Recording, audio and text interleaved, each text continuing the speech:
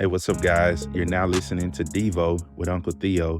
Today is day 124, and we're going to cover 2 Kings, chapters 9 through 10. We've continued to see Elisha's power and breath and him moving forward throughout the nation of Israel, even into the Gentiles. And here in chapter 9, we're finally going to see Jehu, which God told Elijah that he would be raised up to get rid of and deal with the Baal worship. And he's going to be the one that stops the Umrah conspiracy. So let's look at some of that today. Chapter 9, verse 1. Now Elisha, the prophet, called one of the sons of the prophets and said to him, "Gird up your loins and take this flask of oil in your hand and go to Ramoth Gilead. When you arrive there, search out Jehu, the son of Jehoshaphat, the son of Nimshi, and go in and bid him arise from among his brothers, and bring him in an inner room, and take the flask of oil and pour it on his head, and say, 'Thus says the Lord, I have anointed you king over Israel.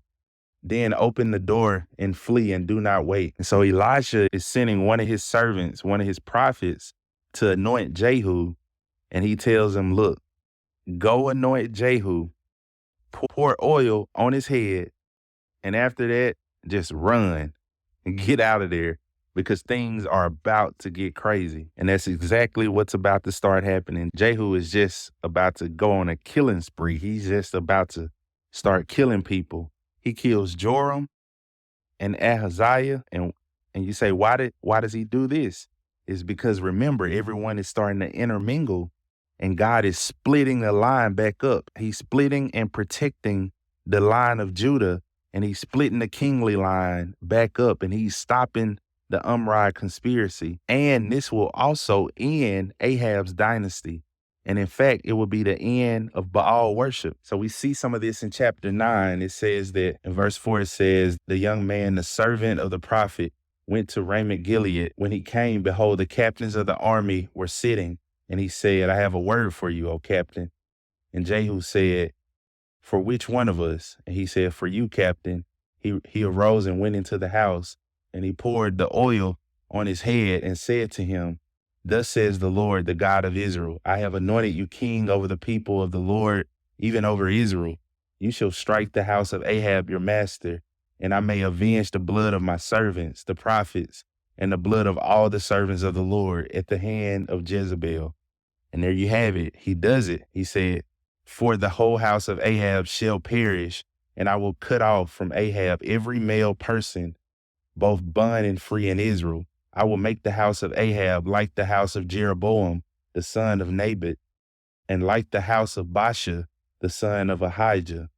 The dogs shall eat Jezebel in the territory of Jezreel, and none shall bury her."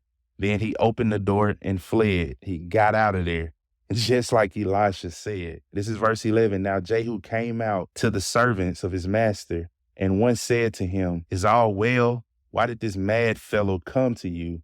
And he said to them, 'You know very well the man and his talk.' They said, 'It is a lie. Tell us now.' And he said to them, 'Thus and thus he said to me, Thus says the Lord, I have anointed you king over Israel.' Then they hurried, and each man took his garment and placed it under him on the bare steps, and they blew the trumpet, saying, 'King.' Now here you go. Here's the deaths. So verse 14, "So Jehu and the son of Jehoshaphat, the son of Nimshi, conspired against Joram. Now Joram with all Israel was defending Ramoth Gilead against Hazael, king of Aram. But King Joram had returned to Jezreel to be healed of the wounds which the Arameans had inflicted him when he fought with Hazael, king of Aram. So Jehu said, if this is your mind, then let no one escape or leave the city, or go tell it in Jezreel.' Then Jehu rode in a chariot and went to Jezreel, and Joram was lying there. Ahaziah, king of Judah, had come down to see Joram. Now the watchman was standing on the tower of Jezreel, and he saw the company of Jehu as he came, and said, 'I see a company.' And Joram said, 'Take a horseman and send him up to meet them, and let him say, Is it peace?' So the horseman went to meet him and said, 'Thus says the king, Is it peace?' And Jehu said, 'What have you to do with peace? turn behind me. And the watchman reported, the messenger came to them, but he did not return. And he sent the second horseman, who came to them and said, thus says the king, is it peace? And Jehu answered, what have you to do with peace? Turn behind me. And the watchman reported, even came to them and did not return. And the driving is like the driving of Jehu, for he drives fiercely. Then Joram said, get ready. And they made his chariot ready. Joram, king of Israel, and Ahaziah, king of Judah, went out, each in his chariot. And they went out to meet Jehu and found him in the property of Naboth the Jezreel. When Joram saw Jehu, he said, is it peace, Jehu? He answered, what peace, so long as the harlotries of your mother Jezebel and her witchcrafts are so many? He's calling them out. So Joram ran about and fled and said to Ahaziah, there is treachery, O Ahaziah. And Jehu drew his bow with his full strength and shot Joram between his arms, and the arrow went through his heart, and he sank in his chariot. And so they killed Joram. They breaking up the intermingling. He's breaking up the unright conspiracy. God is using him for this. And look at what he says in verse 25. He says, take up and cast him into the property of the field of Naboth the Jezreel. For I remember when you and I were riding together after Ahab his father, that the Lord laid this oracle against him. Surely I have seen yesterday the blood of Naboth, the blood of his sons. I will repay you in this property, says the Lord. Now then, take and cast him into the property according to the word of the Lord. It is again. Now he has to get Ahaziah. It's verse 27. When Ahaziah, the king of Judah, saw this, he fled by the way of the garden house. And Jehu pursued him and said, shoot him too in the chariot. So they shot him at the ascent of Gur. Then the servants carried him in a chariot to Jerusalem and buried him in his grave with his fathers in the city of David. Now they get Jezebel. Listen to verse 30. When Jehu came to Jezreel, Jezebel heard of it, and she painted her eyes and adorned her head and looked out the window. And Jehu entered the gate. As Jehu entered the gate, she said, is it well, Zimri, your master's murderer? Then he lifted up his face to the window and he said, who is on my side? Who? And 2 or 3 officials looked down at him. He said, throw her down. So they threw her down, and some of her blood was sprinkled on the wall and on the horses, and he trampled her underfoot. When he came in, he ate and drank and said, see now to this cursed woman and bury her, for she is a king's daughter. They went to bury her, but they found nothing more than her skull and the feet and the palms of her hands. Therefore they returned and told him.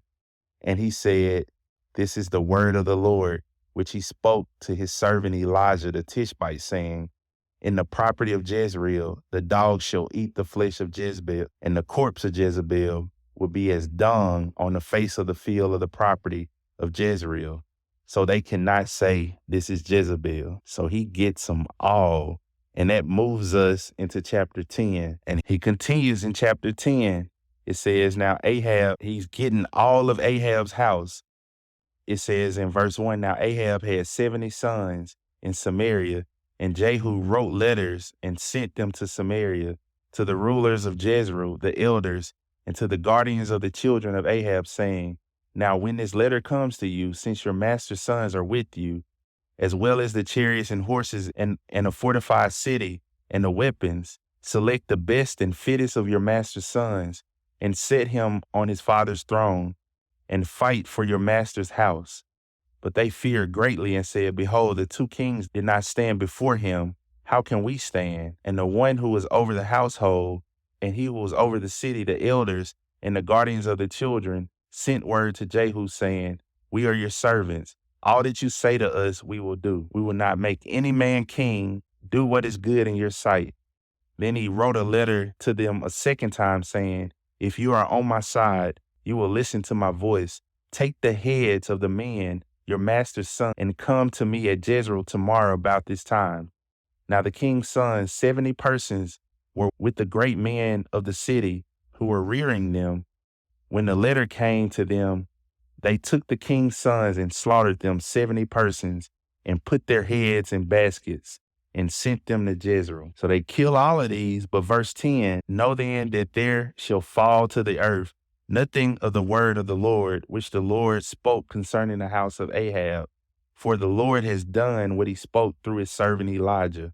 So Jehu killed all who remained in the house of Ahab in Jezreel, and all his great men and his acquaintances and his priests, until he left him without a survivor.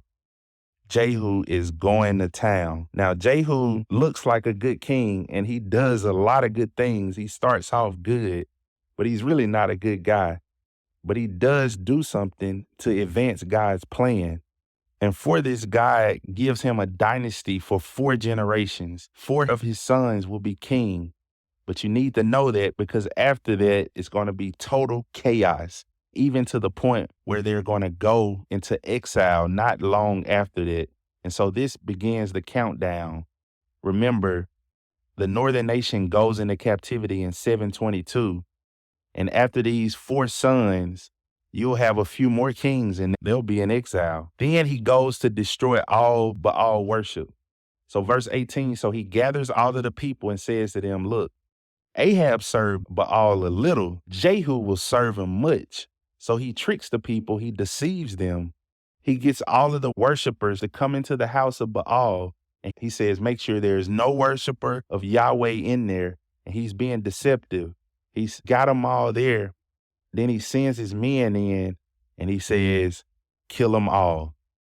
And they kill them all. He says, if you let one go, that will be your life. And verse 28 gives us the climax of this. Thus Jehu eradicated Baal out of Israel. And so he gets them all, though we think somebody's going to rise up tomorrow that we forgot about. And she's going to try to rise up and take out Judah. You remember Ahab and Jezebel's daughter, Athaliah? We haven't talked about her. She's going to come back up tomorrow and she's going to wreak havoc. We shouldn't have slept on her, but God uses Jehu mightily, and it's getting very suspenseful because the Umrah conspiracy was intermingling all of the kings and it was trying to confuse the line of Judah. That didn't work. Now Athaliah is about to raise up and try to take matters into her own hands, and it's the final attack to completely destroy the line of Judah. And it's going to be something very exciting and breathtaking tomorrow once we unravel this storyline and this plot change. So guys, stay tuned. Let's pick up tomorrow and continue studying through the Kings.